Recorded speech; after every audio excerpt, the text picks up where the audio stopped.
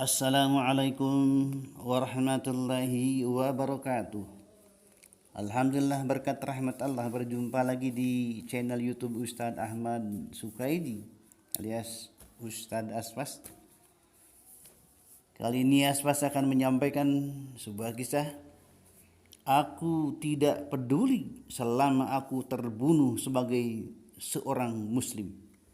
Bagian yang pertama. Dari Abu Hurairah radhiyallahu anhu, beliau berkata, Rasulullah sallallahu alaihi wasallam mengutus 10 orang mata-mata yang dipimpin Asim bin Sabit al-Ansari, kakek Asim bin Umar bin al-Hattab radhiyallahu anhu. Ketika mereka tiba di daerah Al-Hadah yang terletak antara Asfan dan Makkah, mereka berhenti di sebuah kampung kabilah Huzail yang dikenal dengan Bani Lihyan. Kemudian Bani Lihyan mengirim sekitar 100 orang ahli panah mereka untuk mengejar para mata-mata Rasulullah sallallahu alaihi wasallam tersebut. Mereka berhasil melacak jejak mereka dengan petunjuk sisa makanan berupa biji kurma yang mereka makan di tempat istirahat mereka. Mereka berkata, "Ini adalah biji kurma Madinah. Kita harus mengikuti jejak mereka." Asim merasa rombongannya diikuti Bani Lihyan, maka mereka berlindung di sebuah bukit.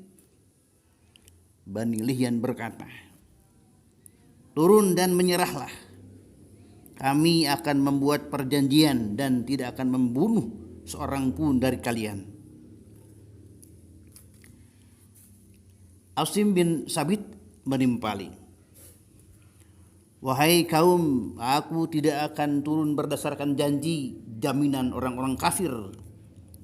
Lalu Asim memanjatkan doa kepada Allah, "Ya Allah, sampaikanlah apa yang kami hadapi ini kepada Nabi-Mu Rasulullah sallallahu alaihi wasallam." Maka pasukan Bani Lihyan melempari para utusan Rasulullah dengan tombak dan panah, sehingga Asim pun gugur sebagai syuhada. Yang tersisa dari mereka hanya tinggal 3 orang yang akhirnya setuju untuk turun dan membuat perjanjian. Mereka adalah Khubaib dan Zaid bin Datsinah serta seorang lelaki lain.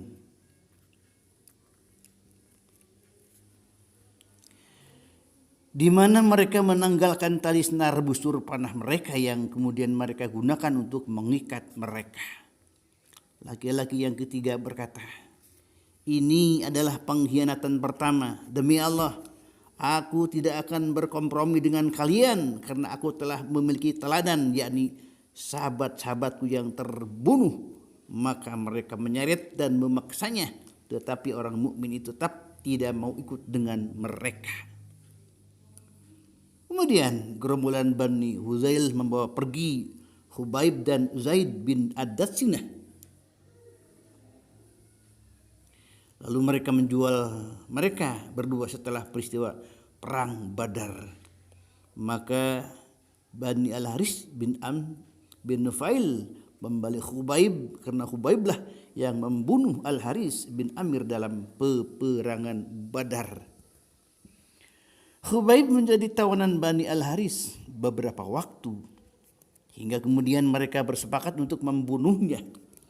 Pada suatu hari, Khubaib meminjam pisau silet dari salah seorang anak perempuan Al-Haris untuk mencukur kumisnya.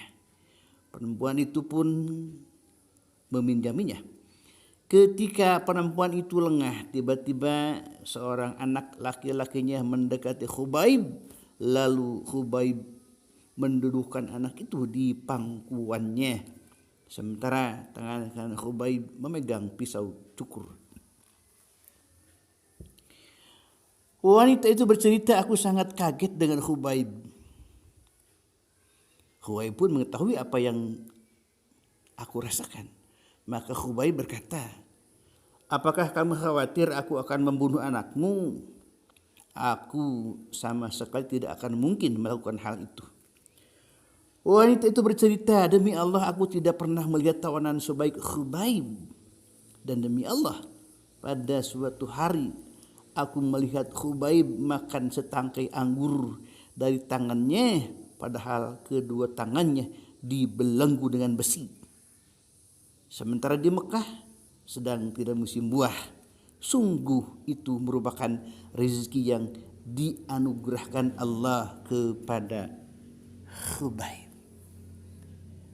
Pemirsa yang dirahmati Allah Subhanahu wa taala, itulah yang pertama, kisah aku tidak peduli selama aku terbunuh sebagai seorang muslim. Jangan lupa di like, di komen, di share dan di subscribe. Semoga menjadi amal jariah. Wassalamualaikum warahmatullahi wabarakatuh.